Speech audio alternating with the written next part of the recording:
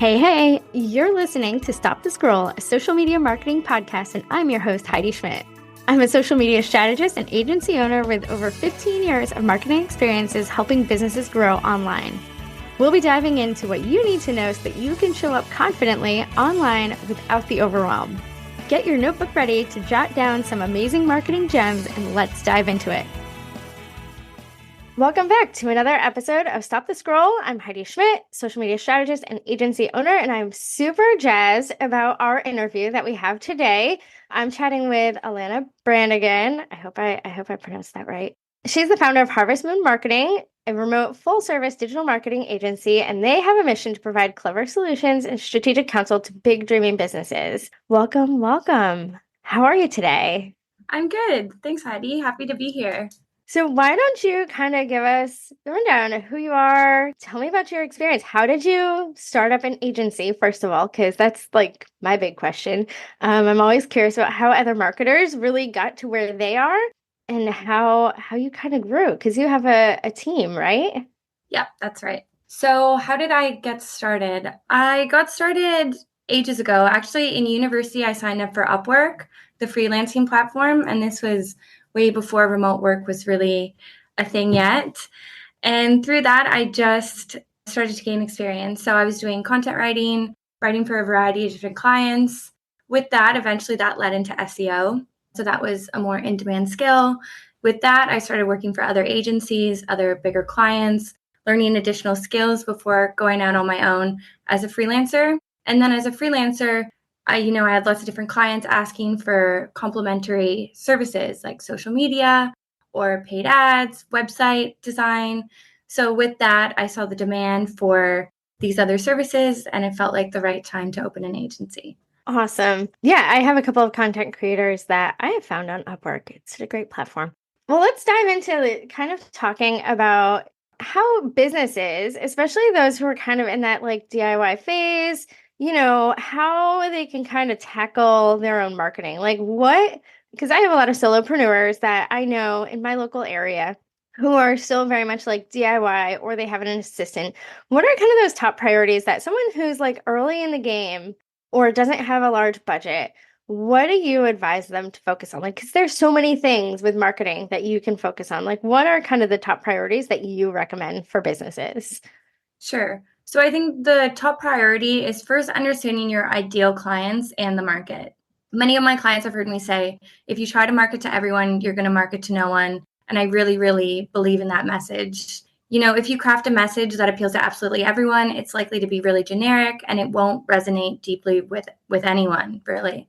So you need to start thinking about who your customers are, what are their likes, their dislikes, their motivations. And it's better to get even more granular if you can. So their professions, their age, the demographic, as specific as you can get, the better. Absolutely. And along that similar track, you need to understand the market you're in and your competitors. So you need to ask yourself, what makes you different and how can you leverage that in your marketing? I love that. Yeah. And that's kind of like when I do strategies for clients, those are always the first two things that I like deep dive in. Like, who are we marketing to? Along that line, some of these business owners who are DIYing their own strategy, what should they keep in mind about their like marketing strategy? Like, they know their audience, they know their competitive space. What's kind of the advice that you give them, not like priorities, but specifically about like marketing strategy? Like, you're a business owner to business owner, like there's only so many hours in the day. What do you tell them to keep in mind about their actual like marketing strategy? And I'm going to add in there, this wasn't in the questions, but marketing tactics, like what do they focus on? So when it comes to what to focus on, I think it's really important to not try to spread yourself too thin. You can't be everywhere all the time. So if you pick 1 to 2 digital marketing channels and stick to them, I think you're going to have the best results. So for example, you could choose like social media and email. That's a really great place to start. They have a lower barrier to entry than some other digital marketing channels. And there's a ton of free resources out there to learn how to, optimize these channels and set up your accounts. Absolutely. And speaking of small budgets, how do you convince businesses to invest in their marketing, especially during, challenging economic times? It's funny because I was talking with a friend last night and she's like, oh no, we're absolutely in a recession right now. And I was like, are we? I don't know. I don't know. Won't go there. But when businesses feel like they're in a slow season and they want to invest in marketing, how do you advise businesses or how do you talk to, your clients or prospects while they're dealing with like challenging budgets? Sure. I think if you are just starting out and you have a limited budget, the best thing you can do is leverage all the free tools that you have out there. So everything from a free account on MailChimp, setting up a Google My Business profile, social media accounts you can set up totally for free. There's so many options when it comes to leveraging these free tools to get started on your digital marketing journey. I'm going to go a little off the cuff here. Along that line, I feel like there are tons of marketing coaches out there who promise like massive results. What are kind of your thoughts on those? Because like when I was first starting out as a freelancer, I was like, let me buy this course and this course. And like they all seem very generic. So like, what do you think about business owners investing in those type of courses that kind of promise big things? Yeah, I think this idea that you can get overnight success, you can meet all your marketing goals with a cheap, quick, simple tip or trick is totally unrealistic. And I think that these courses, which promise the world, are a little bit detrimental to the marketing industry. There are definitely 100% ways to optimize your marketing strategy and to get the most out of each of your channels. But there is unfortunately no easy, quick way to do it, because if there was, everybody would be doing it. Yeah. There's a lot of nuance to it, and there is also not one size fits all approach either.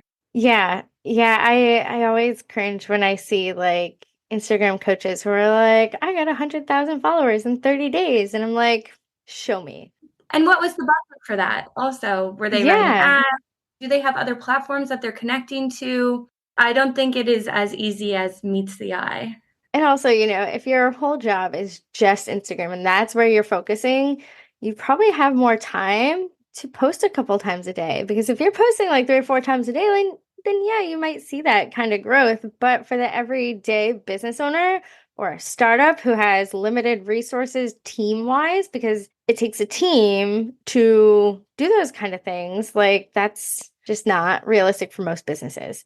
Let's kind of dive into kind of some of those digital. What kind of actions do you recommend to kind of enhance the digital profile of a business? Like, what are some of those easy wins, quick tactics? Like, what would be the number one tactic that you would recommend kind of first for like startups or solopreneurs? So I'll actually give you two. The first one I would say is building an email list. There's so many facts online about how impactful email marketing is and how it offers the highest ROI of any digital marketing channel. I actually believe you have a whole podcast episode on it. I do.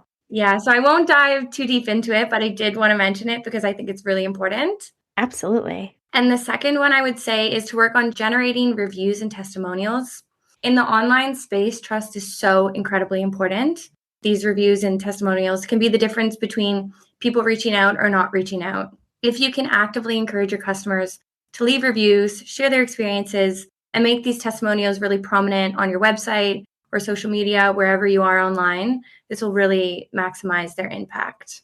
I 100% agree. And I feel like, at least for me, I'm always intimidated asking for reviews. How do you recommend to your clients to actually like garner reviews? I work a lot with like service-based businesses, usually like small businesses.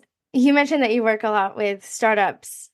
Is there a difference in like how a startup might ask for a review versus how like a smaller business what do you usually recommend for businesses to get those actual reviews? So I think it definitely depends on the industry that you're in. So for example, if you are an e-commerce business, you can set up an email automation to review the product. I'm sure everybody has got these emails in their inboxes before. You can also just personally reach out to clients that had a good experience with you, asking for reviews. Some of our clients, which are service providers that have a brick and mortar store, they have a QR code at their front desk to ask people for reviews. I find a good place to collect these reviews is Google My Business. It's a trusted resource. There's a link there. So rather than somebody giving you the review and you posting it on your website, you have it from a credible source. So that's a good place to keep them all. And it also helps you rank better on Google My Business the more reviews you have. So it's a win-win. Yeah, I think a lot of businesses underestimate the power of their Google My Business page and the power of reviews there. Like they understand like, oh, this is important, but like if you actually put a little bit of effort to getting those reviews, like it's going to help you in so many more ways than just like, oh, I have 10 reviews on my Google Business profile. Like it goes into some of those SEO rankings, right? Absolutely. And if people should also keep in mind that they should completely flesh out their profiles. There's a lot of different attributes you can put on there, like women-owned businesses, LGBTQ friendly businesses. So just filling it out completely is beneficial as well. Gotcha. Along those lines, what kind of mistakes do you often see that businesses make in marketing? So the biggest mistake I often see is people talking about themselves and what they do rather than how their products or services can solve their customers' problems. People don't want to be sold to. They don't want to be bombarded with sales pitches. They want to learn about the benefits of your products and services and how it can help them. So when you're creating content, you want to show the value to your customers without making it all about you. Yeah, a long time ago, like back in my freelance days on the agency side, it was often said like your marketing's not about you. Mm-hmm. Like if you're saying I too much, like you need to redo your content. And even on websites, right? Like a lot of businesses tend to just talk about themselves. So, how do you recommend if a business is really talking about themselves heavily in their marketing? How do you kind of recommend that they address these mistakes, these like common errors that are probably like turning people off? I think it's also a symptom of not knowing your customer well enough or your market well enough. I think it all goes back to that initial step. You can know what you do, but you also need to know what your customer wants, what their motivations are. So, just taking a critical look at the copy on your website or the way that you are communicating your message, I think, yeah, you should be able to figure it out from there. Tell me about some of the innovative ways that you've used content to connect with your audience. So there's lots of innovative ways, I think, to present your content. People really love a quiz or gamification. Those are really handy if you're trying to get like email signups, for example. You can also use a chat bot on your website if you want to present FAQ content that way, for example, or you can use other mediums like video. What I think is more important than the innovation of the content, though, is repurposing it so that it can be used across all of your channels. So if you're creating a piece of blog content, then you want to be using it, maybe that same topic in social media, and then also using that blog in your email. I think in that way, you're going to be using your time and resources most effectively, be able to create, better pieces of content because you're not rushing to create something different for every channel. So I think rather than innovation, we should be thinking about creating the highest value and repurposing it across all the different channels. I love that. I'm a huge proponent of repurposing content and also like reminding clients and even my content creators like you can post a piece of content more than once. If you create a reel, you can use it again a few months down the road. Like I think people underestimate how short of a lifespan most social media content really, really has. Also, updating your content, I think. So maybe you created a piece of content last year and there's a way to make it better now. Not only is that good for SEO, but you're using your resources wisely and also creating value to the client or the customer. Yeah, for sure. In your experience, and we kind of talked about marketing challenges, but like, what is the biggest marketing hurdle, biggest challenge that businesses face in marketing? And how do you kind of address it with your clients? Like, is it small budgets? Is it limited resources? Like, what are kind of those biggest marketing challenges that you're seeing in the marketplace today? That's a good question. I think for sure, like we touched on, expectations is a massive one with the way that the marketing landscape is right now. Also, quantifying your marketing. So, finding ways to see the impact of your marketing. So by leveraging tools like Google Analytics, and this is a free tool with Google that will show you how many people are coming to your website, how they come to your website. Are they coming through email? Are they coming through social media? Are they coming from organic search results? So looking at your analytics, whether it be website analytics, social media analytics, and seeing what you're doing well, and perpetrating those things that you're doing well. Got it. Along those lines of analytics, how do you really showcase the value of those analytics to your clients? Like, how do you really show that ROI? Like, hey, sometimes it's not always easy for social media to be attributed to sales or growth. Like, yes, our audience grows, but how did that really impact the bottom line? Like, how do you kind of quantify that with your clients?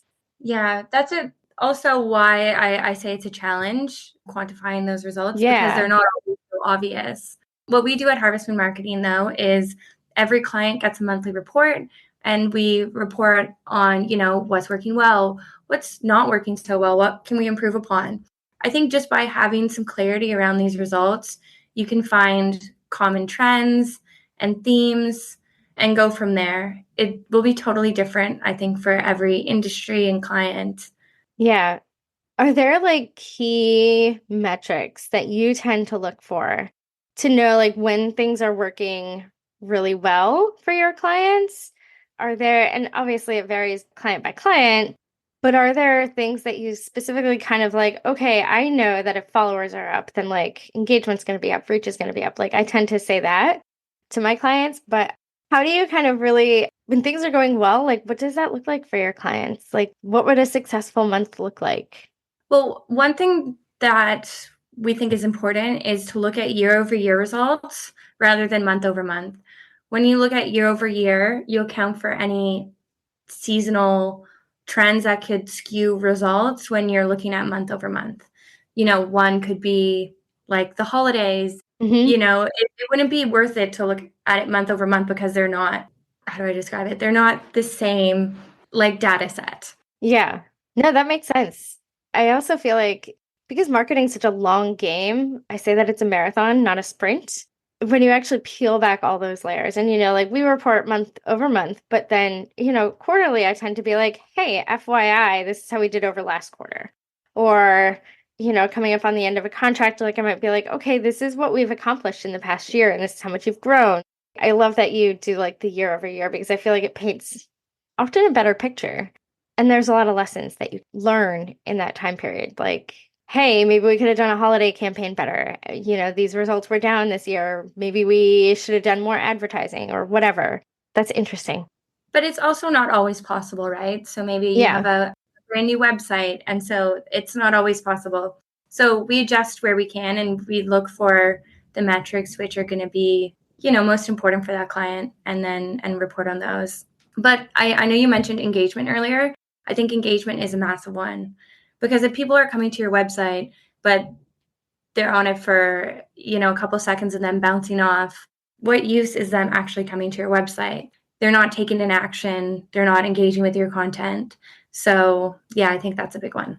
Absolutely. Yeah, I read something recently that was saying that like one of the better metrics to track regarding your website is actually like time spent on the site. Mm-hmm. Because, if people are spending 15 seconds on your website and then bouncing off, clearly they're not finding what they're looking for. I don't know. Do you guys do any sort of like conversion rate optimization, kind of helping your clients map out better conversion paths? Is that something that you guys do? So we will tweak the site in such a way that we can improve conversions, but it's not like a service in and of itself, you could Got it. say. Yeah, yeah, yeah, yeah. Yeah. Same. I will often be like, here are some recommendations. I don't do this. I'm not a website expert. There are people who do, and I recommend you talk to them.